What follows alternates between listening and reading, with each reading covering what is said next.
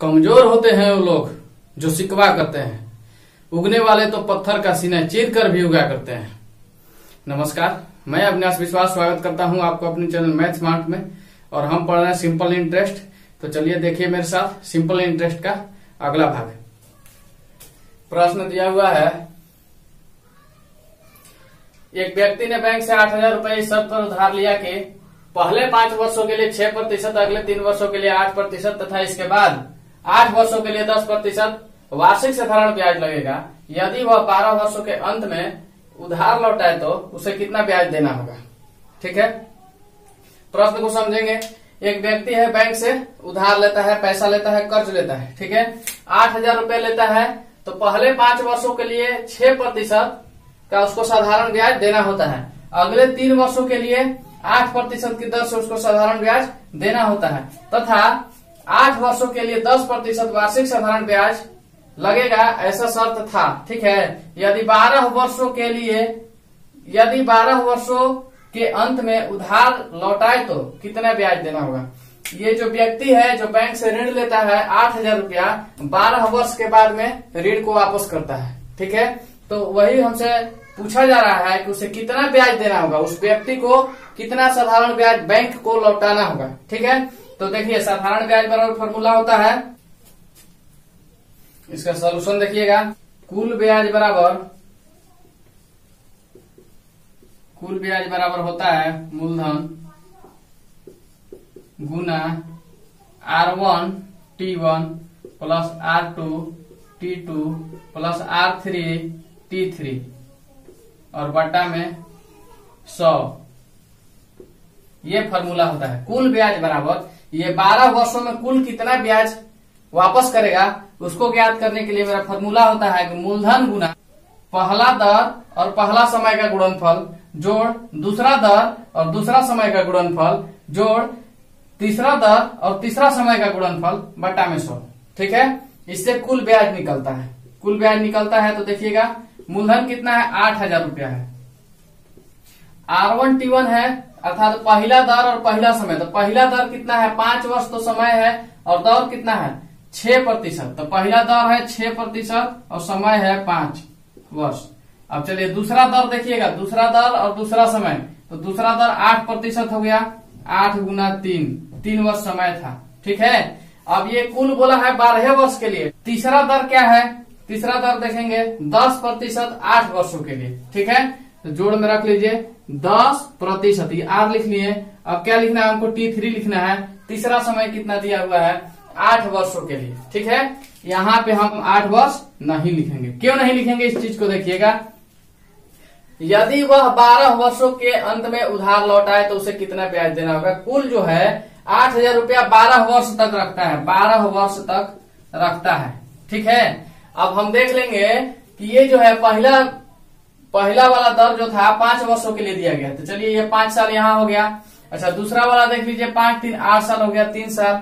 ठीक है, अब तीसरा वाला जो दर है और समय है, अब यहाँ पे 8 वर्षों के लिए दिया हुआ है तो यहाँ पे हम 8 वर्ष इसीलिए नहीं लिख रहे हैं कि ये 8 वर्ष अगर हम यहाँ पे लिख देते हैं तो 12 वर्ष से अधिक हो जाता है। लेकिन ये आदमी 12 वर्ष तक ही पैसा रखा है, इसीलिए हम क्या करेंगे कि शेष ये दोनों समय को जोड़ लीजिए, पहला वर्ष और दूसरा वर्ष को जोड़ लीजिए आपस में। तो 5 और 3 8 हो गया, 8 वर्ष हो गया है। ठीक है, अब तीसरा वर्ष में से हमको कितना दिन तक, कितना साल तक वो पैसा रखेगा कि 12 वर्ष हो जाएगा। तो 4 साल तक और रखेगा तब जाके 12 वर्ष होगा। ठीक है, बात समझ रहे हैं। अब जो है तीसरा वाला जो समय है ये 8 वर्ष पैसा नहीं रखता है आदमी, ये 8 वर्ष पूरा पैसा नहीं रखता है। अगर 8 वर्ष पूरा रख लेगा, 8 वर्ष पूरा रख लेगा तो 16 साल के लिए हो जाएगा। 16 साल तक इसको पैसा रखना पड़ेगा, लेकिन यहाँ पे 12 साल तक ही रखना है, 12 साल तक ही पैसा को रखना है। तो इसीलिए इस 8 साल में से 4 साल तक ही रख रहा है। तो यहाँ 8 के जगह पे हम 4 लिखेंगे, 4 लिख देंगे। ठीक है, किसी को कोई दिक्कत है फिर से समझिए इस चीज को। हम यहाँ 4 क्यों रख रहे हैं इस चीज को फिर से समझिए। ये देखिए कि यहाँ पे लिखा है कि यदि वह 12 वर्षों के अंत में उधार लौटाए। अगर 12 वर्ष तक ही आदमी पैसा रखता है, 12 वर्ष तक ही रखता है, तो ये जो समय है ये देखिए, ये तो दोनों दर है, ये दर है, यहाँ भी दर है, यहाँ भी दर है, ये सब आर है, रेट है। समय कौन कौन है, 5 साल है, 3 साल है और 4 साल है।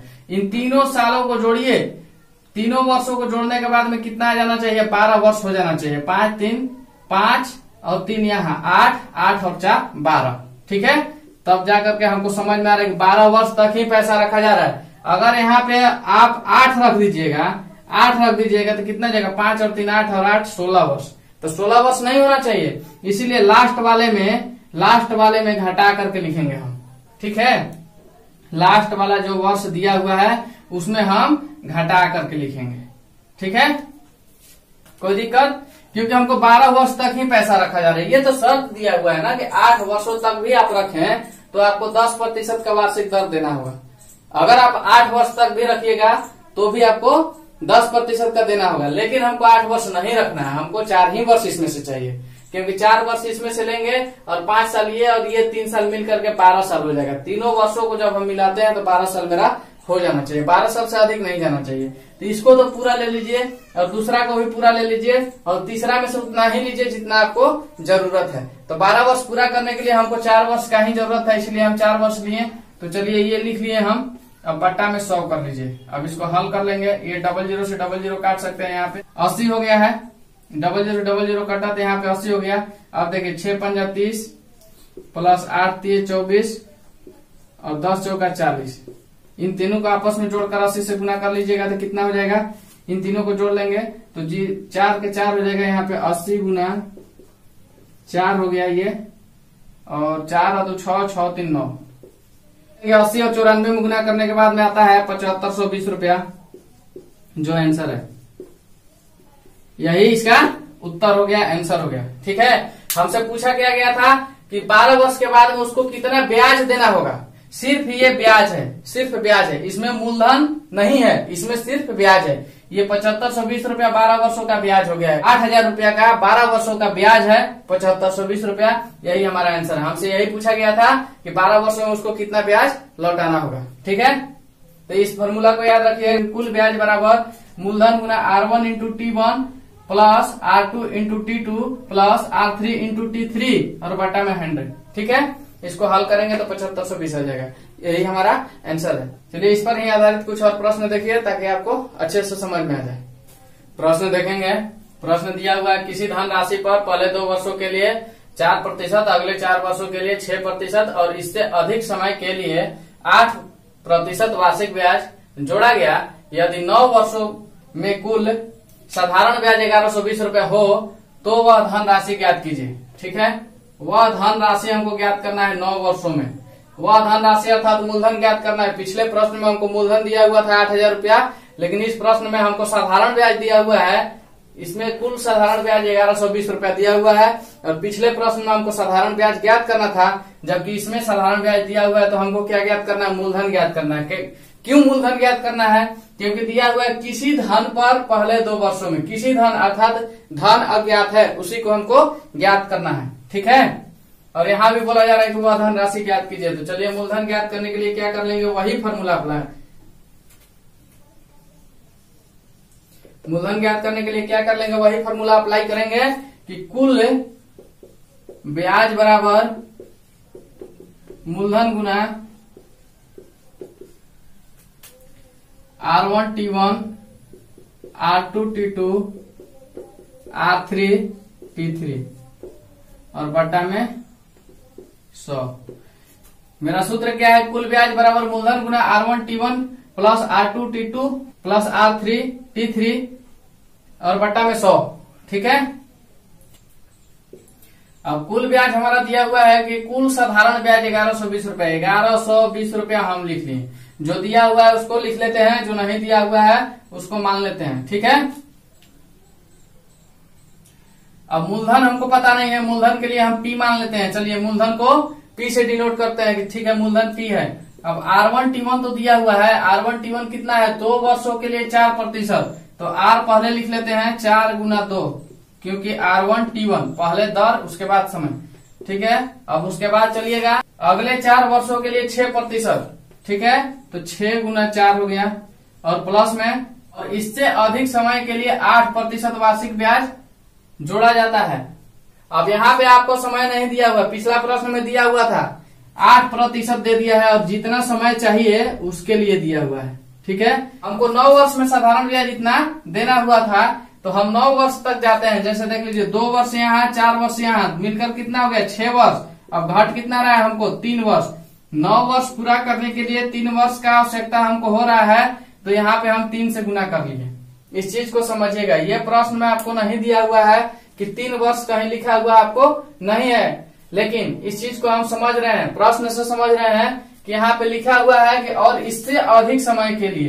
ठीक है, तो हमको कितना अधिक समय की आवश्यकता पड़ा 3 साल का। क्यों?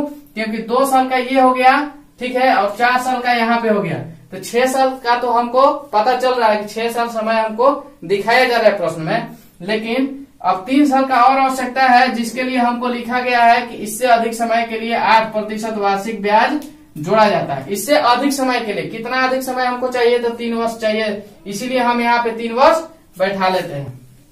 ये नीचे में क्या हो जाएगा 100 हो जाएगा। हल करके देख लेते हैं। अब ये देखिए, ये जो 100 है इसमें जाकर के गुना करेगा, तो यहाँ पे देखिएगा इन तीनों को समय और दर के गुणनफल को गुना करके आपस में जोड़ लेते हैं।